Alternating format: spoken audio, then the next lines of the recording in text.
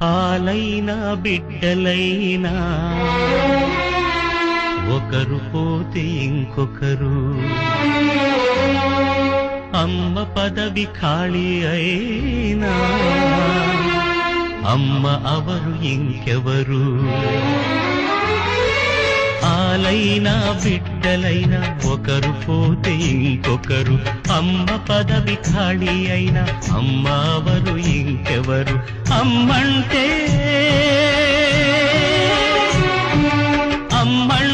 విరమిల్సని బట్టి వెట్టి చాకిరి, అమ్మంటే రాజీనామా ఎరగని నౌకరి.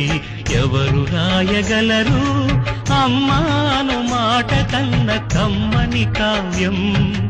ఎవరు పాడగలరు అమ్మ అనురాగంలా